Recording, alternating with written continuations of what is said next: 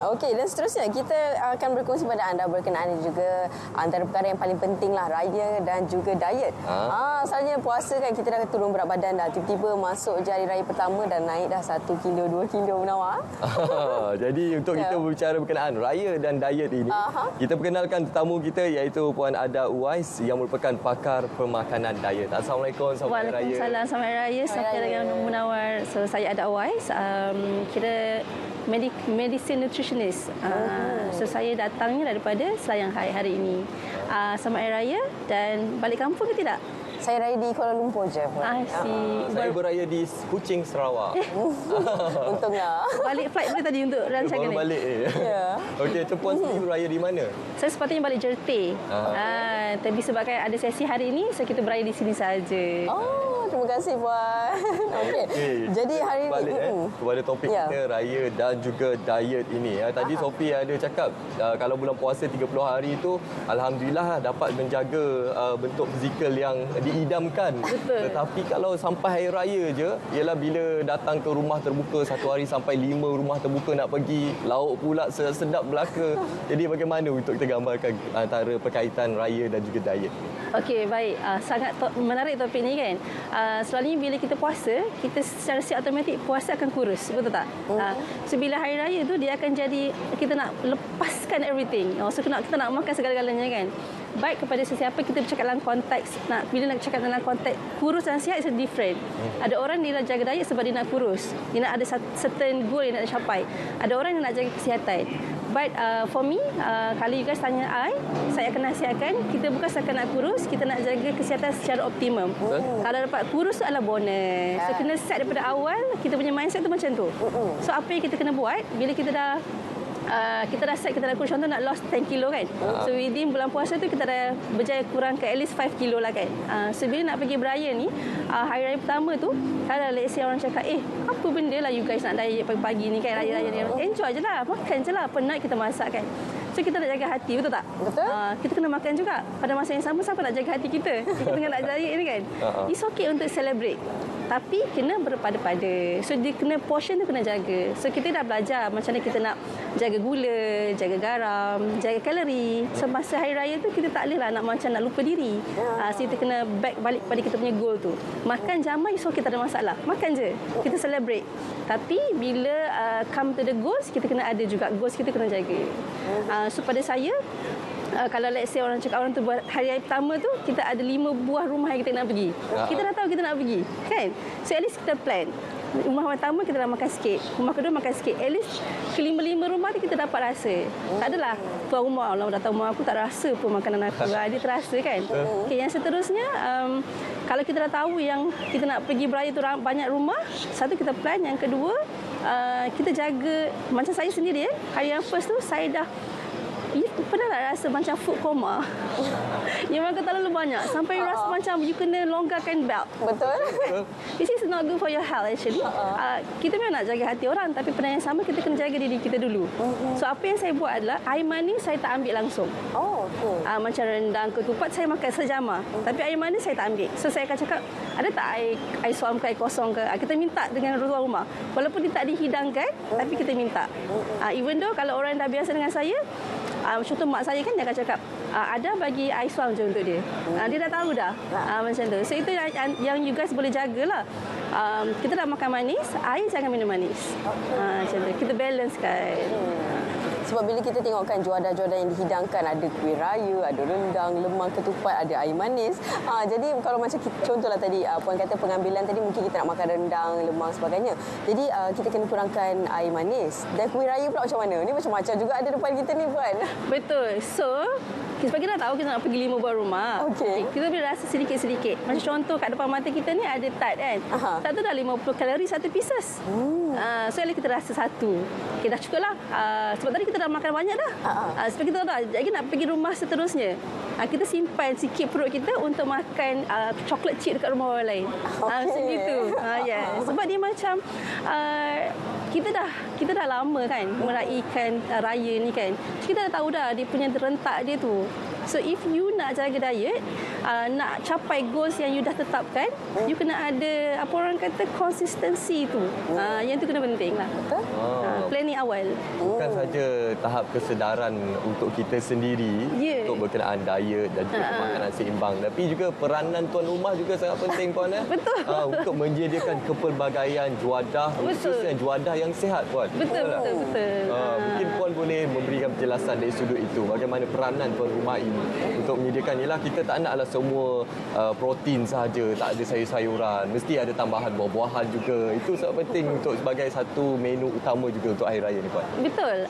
I believe kita dah tahun 2023. I think dah ramai orang dah mula dapat kesedaran menjaga tentang makanan yang sihat ni. Cuma skeptikal dia bila kita bercerita pasal makanan sihat ni, orang cakap tak sedap. Setuju tak? Betul. Mesti orang cakap tak tawa lah, tak kurang tak ada garam rasa lah. Macam tu. Mesti orang dah cut terus kan. So apa yang kita boleh buat, tuan rumah lah, sebagai tuan rumah, kalau saya pergi rumah saya, insyaAllah lah makan diet tu sedap. Okey, nanti kami sampai buat. So kita dah ada, macam Ayu sendiri, Ayu mengajar orang macam mana nak masak masakan diet yang sedap di platform YouTube Ayu sendiri lah, iaitu Adat Wise. So mungkin para penonton boleh pergi ke situ untuk tengok pelbagai jenis, ada lebih kurang 50 lebih menu-menu diet yang sedap. So macam apa yang kita boleh buat adalah ingatkan sebab kita ada 30 hari lagi kan open house kan. Banyak lagi. Dah cukup sebulan. Bila orang-orang daripada kampung dah kembali bekerja, kita ada lebih kurang 30 hari lagi untuk beraya. Okey, saya nak mungkin siapa yang mendengar sekarang ni boleh take note untuk kita hidangkan kepada para tetamu nanti untuk buat open house. Macam Muara cakap tadi, kita balancekan untuk sebagai tuan rumah ni. At least air, kalau kita nak hidangkan, ada air manis dan ada air plain water. Tak boleh kita nak minta. Itu mesti satu kemestian untuk hidangkan air manis, air plain water. Dan juga ada buah-buahan. Dan pada masa yang sama, nasi ataupun pulut itu kita tak boleh nak halang. Itu kita sendiri yang makan yang kita kena jaga. Pada tuan rumah boleh hidangkan option. Macam saya ada 2 jenis type nasi yang saya sediakan. Contohnya satu, kuli rice. Daripada bunga kobis tu, saya sagat jadi nasi. Dan juga konjac rice. Kita ada option yang sedemikian. Itu boleh nak buat, cuma dia agak, adalah mungkin ada costing sikit lah kan. Mungkin bajet tuan rumah sekian-sekian. Tiba-tiba kena tambah yang ni. Kalau nak buat boleh, kalau tak nak buat pun it's okay. Sekurang-kurangnya kita sediakan air kosong tadi dan juga buah-buahan. Okey. So macam kalau puan sendiri, apa antara menu-menu yang akan dihidangkan kepada tetamu? Macam saya kan, kita cuba, saya sebagai seorang pendidik untuk mengajar orang jaga diet ni, kita tak nak pisahkan daripada lifestyle kita sekarang. Macam saya sendiri dah hidup kat Malaysia ni kan dah lama. So kita majmuk, makanan kita pun banyak sangat variety kan. So kita tak boleh diet ni kita pisahkan lifestyle, tak boleh. Sebab dia akan jadi satu benda yang macam mana nak cakap, lifestyle ni dah bersama dengan kita dah bertahun-tahun. Kalau kita pisahkan, dia tak akan berjaya diet tu. Dia akan kembali balik kepada rutin harian. So apa yang saya buat adalah kita buat rendang tapi versi yang sihat. Versi yang tak ada tepung, tak ada gula. So instead of kita tak guna gula, kita guna stevia contoh. Macam tu. Kita buat juga pulut, sticky rice. Tapi kita tak pakai beras pulut, kita pakai konjac rice. So kita buat juga lemang, tapi kita tak pakai pulut tu lah, kita pakai konjac rice. So benda yang saya buat tak merubah rasa. Maksudnya kita tak pisahkan diet dengan lifestyle yang sedia ada. Sebenarnya ada dekat YouTube channel Adat Wise, kalau nak tengok resepi boleh follow kat situ. Menarik tu. Menarik sangat informasi yang dikongsikan. Khususnya kita mempunyai pilihan, tidak mengubah rasa tapi masih lagi menjaga kualiti makanan tersebut yang ke arah yang lebih sihat lah. Benar. Okey, seperti yang kita sedia maklum, bila bercakap berkenaan pemakanan seimbang dengan Kementerian Kesihatan Malaysia mengeluarkan menu ataupun pinggan sihat Malaysia yang mengamalkan suku-suku separuh. Betul. Jadi bagaimana untuk kita tingkatkan lagi kesedaran masyarakat? Pentingnya untuk kita amalkan suku-suku separuh. Tapi hari raya ni boleh ke kita nak amalkan ni? Sebab 5 rumah terbuka, takkan semua nak suku-suku separuh, lebih dah jadinya. Itu yang saya cakap awal tadi. Kita tak boleh nak pisahkan tipikal rakyat Malaysia ni jaga celebrate hari raya ni. Tak boleh nak pisahkan. So kita lah yang kena disiplin diri kita. Hari pertama, hari kedua tu boleh kita buat macam tu kan. Hari ketiga kita back balik pada rutin asal. So kalau let's say bila kita cakap berkenaan dengan pinggan sihat tu, suku-suku separuh tu, Itu adalah normal portion. Kalau let's say, kalau macam saya cakap saya sendiri kalau pergi rumah beraya rumah orang, bila kita makan, saya tak akan ambil nasi. Saya akan ambil lauk lebih. So bila kita makan tu, dia dah cukup kenyang. Kan? So kalau kita makan nasi, dia akan jadi kenyang. Ditambah lagi kenyang. So nak pergi lagi 5 buah rumah, so tak mungkin kita akan jamah kat rumah orang lain tu. So apa yang kita kena buat, kurangkan sikit nasi tu, ambilkan lebih lauk dan cukup sekadar untuk kita menjamah. Itulah yang benda yang kita kena jaga. Sebab kita nak hindarkan diri kita daripada food coma tadi tu. Kan? So definitely akan happen. Kita akan melonggarkan tali pinggang lah dan sebagainya kan. Benda tu kena jagalah. Dan Puan mungkin ada sikit kata-kata kepada ibu bapa luar sana, sebab sekarang ni kalau kita tengok anak-anak pun ada juga yang obesity kan. Jadi tempoh sekarang ni adalah tempoh yang ibu bapa perlu jaga-jaga anak-anak dari segi pemakanan mereka dan sebagainya. Jadi pengambilan kuih raya, air manis dan sebagainya kepada anak-anak juga penting untuk kita pantau. Mungkin ada sedikit kata-kata kepada ibu bapa luar sana. Saya dah buat training coach lah untuk orang yang nak kurangkan berat badan ni. Peserta paling muda adalah umur 12 tahun, darjah 6. Dia sangat obes dan mak dia sangat concern lah dengan berat badan anak dia. So dia hantar masuk kelas saya.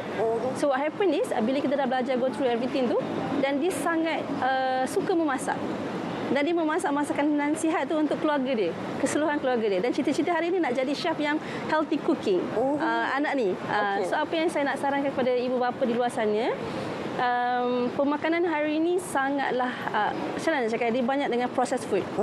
Dengan lifestyle kita yang busy, Grab, Foodpanda, bila kita online scroll makanan viral kan, bila kita tengok sedapnya, tiba-tiba makanan tu sampai ke depan mata. Betul. Sebab kemudahan teknologi. So apa yang kita boleh buat adalah di segi parents, kita tak boleh nak halang anak-anak. Kalau kita halang pun, belakang kita dia buat juga, betul? Betul. So apa yang kita boleh buat ialah daripada dapur kita sendiri, kita cuba eliminate gula, tepung dan juga makanan proses daripada kitchen kita. Anak bila keluar, kita tak tahu. Dia mungkin sembunyi daripada kita kan. Tapi sekurangnya kita boleh educate orang daripada rumah. Lama-lama kesedaran tu akan datang, insya-Allah. Saya setuju dengan pernyataan Puan itu. Ibu bapa sangat memainkan peranan penting untuk jadi role model ataupun model contoh kepada anak-anak. InsyaAllah kita dapat melahirkan generasi yang lebih sihat kelak. Betul, insya-Allah. Okey, tadi mungkin ada penonton yang tertarik dengan informasi-informasi yang dikongsikan oleh Puan tadi. Apa tadi Puan? Nama YouTube channel? Ada Uwais. Ada Uwais. Nama saya sendirinya. Ada Uwais. Senang nak cari Sangat senang. Jadi apa pun terima kasih kami ucapkan kepada Puan Ada Wais.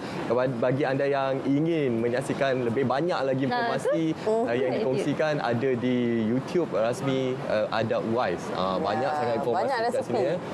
Resepi sihat pun ada. Betul. Yang penting dia tak merubah rasa. Itu paling penting Puan kan. Itu paling utama Puan. Okey, apa pun terima kasih sekali lagi Puan atas perkongsian pada pagi ini untuk kita memahami berkenaan raya dan juga diet. Puan merupakan pakar pemakanan diet. Okey, selamat Hari Raya sekali lagi kami ucapkan. Lepas ini ada rumah terbuka ke Puan nak pergi? Hari ni tak ada. Hari ni tak ada. Okay. Sebab kawan-kawan semua balik kampung kan. Tunggu dia orang balik ke sini dulu. Berehat seketika lah. Yes. Okey. Okey, sekarang ni penonton